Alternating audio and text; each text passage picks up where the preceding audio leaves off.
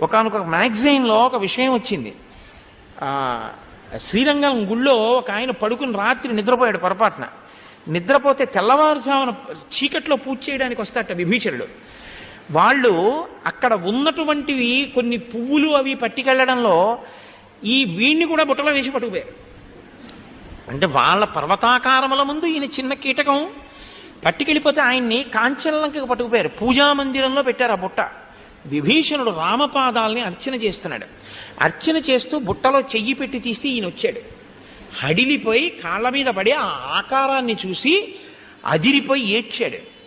పొరపాటున వచ్చావు కాబట్టి నిన్ను విడిచిపెడుతున్నానని మళ్ళీ రాక్షసులకిచ్చి శ్రీరంగంలో దింపేశారని అతను తన అనుభవాన్ని వివరించినటువంటి గాథ పడిందోసారి ఒక మ్యాగజైన్లో. అయితే మన దౌర్భాగ్యం ఏమిటంటే ఇలాంటి వాటికి వేటికి తగినంత ప్రచారం ఉండదు. అక్కర్లేనివి, అనవసరమైనవి